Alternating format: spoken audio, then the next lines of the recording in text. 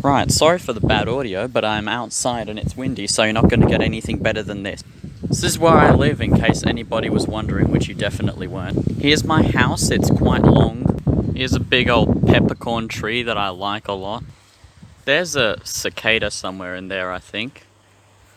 If you can see him on the video, yep, there he is, bastard. There's a hole, I dislike dogs. Actually, no, dogs are the best. Here's the veranda. As you can see, a root from this tree over here has just burrowed underneath it and made a big old lump in it.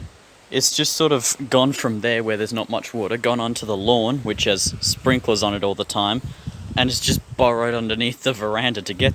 There's the septic tank. There's the pool, which currently has bluestone in it, so I'm not going to use it. Here's an old barbecue, which I'm not sure if it was ever used, but looks like it could have been. Here's some more knot grass for you to look at. There's my dad in the distance. Yep. This cage has been home to many wonderful outback creatures over its lifetime. One time we had 5 feral kittens in there. Yeah, my mum was just cleaning up that building you can see over there. And she looked in a watering can, like she picked it up and she was like, oh, this is heavy. Looked inside and there's just 4 feral kittens in there and she's like, oh, fuck. Then she took them back here and we put them in the cage and then took care of them for a bit, and then someone from the RSPCA collected them for us. So that was nice. I named one of them Stampy because I was 9. There was also Oliver. He was a ripe cunt. Hated him so much. He just refused behavioural conditioning. I hated him. Like, everyone else adjusted to being in the cage and trusting us to give them food and water, but he just hated us. There's a bush and some poles. This used to be a tennis court, but it never really got used. Sorry if my finger keeps slipping over the camera. Here's the electric fence, which we use to keep things from getting in or out. I'd demonstrate it for you, but no. One time I was wearing shoes, and I went to test the electric fence, and I put my hand on it, and I could feel it ticking, but no pulse was coming through, and I was like, oh, that's weird. Oh, I'm not grounded. Better take off my shoes. So I took off one shoe, and I was about to take off the other one, but that's when the pulse went through, and the electricity went from the fence all down my arm, down my torso, down into that one leg. And I got jelly legs, but only in that leg, so I couldn't walk properly for like 10 minutes.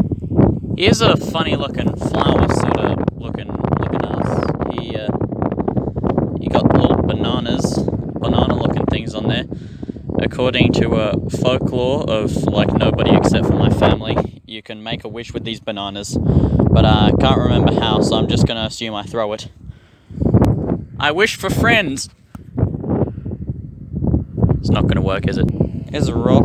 It's my shadow. Look at that dope yarn. Salt bush, I think. Walking barefoot in this environment is really a gamble, because you got like sticks and little deadly rocks and prickles.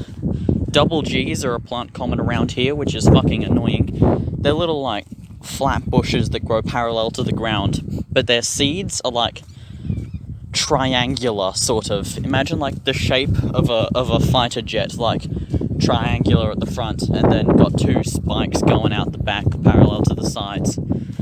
They're basically shaped like that, and the 2 spikes just annoy the shit out of you, because you'll be walking along, minding your own business, and then you'll step on one, and you'll either step on the end of the triangle, which just hurts a lot. Sometimes you'll bleed from it, but if you step on the other end with the 2 spikes, it doesn't really hurt as much, but you've got to pull it out twice as hard. Points of contact, and they're both sort of lodged in there, and it's very difficult.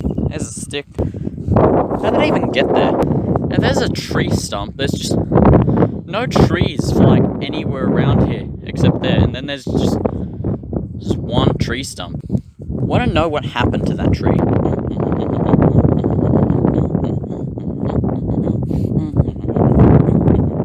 There's some more little plants or something. Here's a tree. Here's an old tree that fell down a while ago, like a very, very long while ago. It might have been in a storm or something. There's a lot of dead trees around here. I'm not sure why. Looks like it's been flooded. I know we had a heap of rain recently, that's why they look like. But my sister and I and our friends would sometimes make that tree into a little cubby house, because the bit where the bow parts was hollow, and so we just sort of vibed in there for like whenever we felt like it. It was pretty great, but all of our progress sort of got undone every winter season because the rain had just sort of pelted, blow away all of the sticks and stuff. Birds, where are the birds? I mean, you can't see the birds on the camera, but they're pretty good. There's a lot more grass down that way. I might go over there. Yeah, there's some trees over there, and in the middle of that bundle of trees is a well, which doesn't really have anything around it, so you can just sort of fall into it if you feel like it. You see, this is much nicer. Look at all this grass. I would go through the gate, but the thing is I'm dumb, so I'm just going to go through the fence. As you can see, only the top wire is actually electrified. Shut up. Zoom. It's actually gone pretty fast. I'm not sure what species of grass this is, but it grows in little bundles, like lumps on the ground. There we go. Here's some wet soil for once. Oh, there's a puddle. Nice. I'm not sure why the ground is green here. There's no moss or anything. Oh no, oh no. I've bulked up the ground. Don't know who made them. Those are horse tracks. And there's the culprit. I don't know what's sad. I cannot get anything more than 3G out here, and that's like at the house where the router is. And some nice place, I guess. Some cool tree. As you can see, we had a lot of water. The sticks have just sort of drifted out.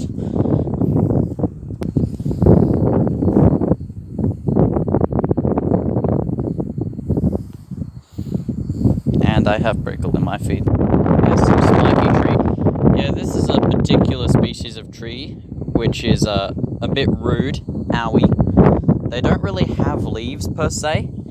They've just got these sort of spiky ass things. Hold on, focus. Focus. It was almost there. And you can't see it. They've got little spikes on the end, so they're not really leaves.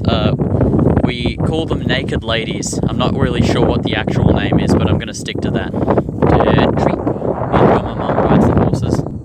It's just a shitload of gravel for some reason. Don't even know where we have this. Don't even know what this is. It's like a bunch of dirt that's been made into a ramp. Ah, this must be to load things onto the truck. Right, I get it. Am I brave enough to jump? Yeah, sure. Oh, that was easy. Bro, it's not even that far. I hate it when you're like about to jump off something and it doesn't look like much of a distance. Actually, no, it looks like a heap of a distance from the top. But then you jump and you look back and you're like, man, I only jumped 3.5 feet. There's a dead kangaroo. Yep, that's a smell. Alright. Here's some sort of contraption that I don't quite understand. So, for the foundation for this pole, I don't even know what this pole was used for, but for the foundation, instead of just like cementing into the ground, we just filled a drum with cement and just put it into the cement. Don't know what these are. I think they're for loading things onto other things, I suppose. Dead bush? I haven't actually showed you where I'm going. I am going into a big old landmark around here, which doesn't appear to be open in any right of the word. Right, I think I might have to crawl in. Fuck that, it's summer, there's going to be snakes around. There's the wind turbine, if you can see it on the video. Because since we can't really connect to the main, like 400 kilometers from the nearest city, we just sort of make our own power, like wind power and solar power. Which in the long run is probably more expensive than the main anyway. I mean, if we were to try and hook up the main to this place, it'd be like way more money. It's just a bunch of tin, I think. Only got a few more seconds, so I'm going to speed through this.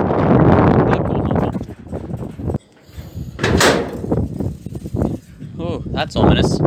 Ooh, that's ominous. Camera's actually got way brighter light than I can see.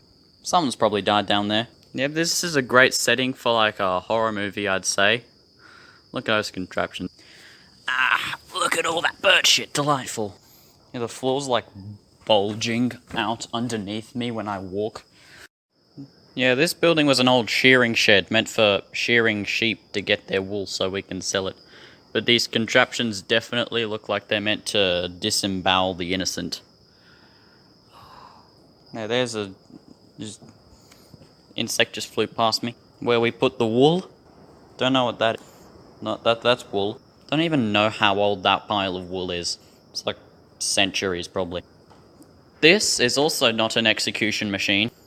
Well, when it's used the way it's meant to be used at least. It's the wool compactor. You put wool in here and then that big old hydraulic press, I think, just squishes it into a cube, which then rolls out here. There's some boxes that I've never seen there before.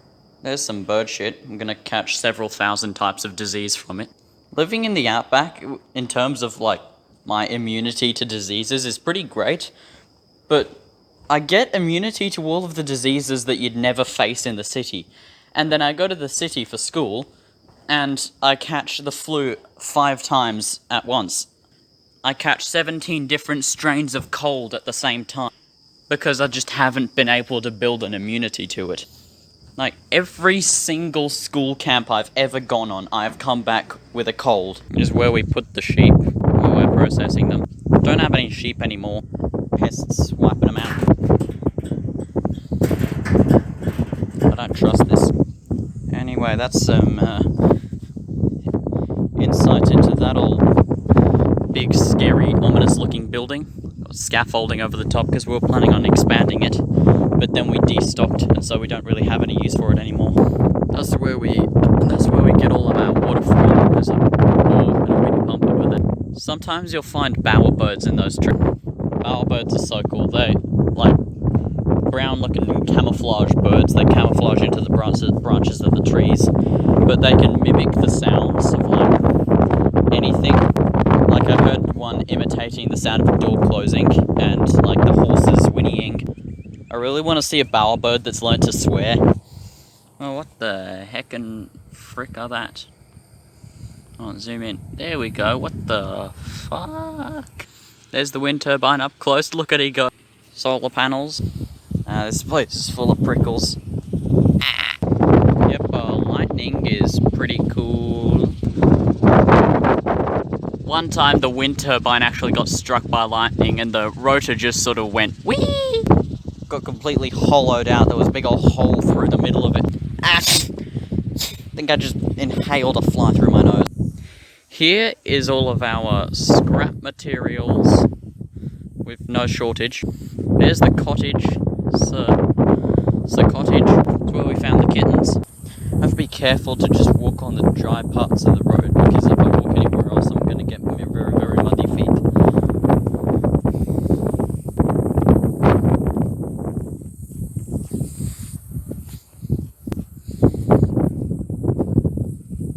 Loud ass. Some horses walk past here. There's a cattle actually. And here's all the trash. And there's the shadow of some trash. Some old cars. Got some shit. Got some more shit. Got some extremely dangerous glass just sort of littering the path. Here's some batteries. And here's the magnum opus. Just a bunch of bottles and cans because we're alcoholic. There's just a lot of bottles and cans. There's not much else to tell. That can is flattened. Yeah, that's been an exceedingly long tour of my place, which no one asked for. Have a nice day.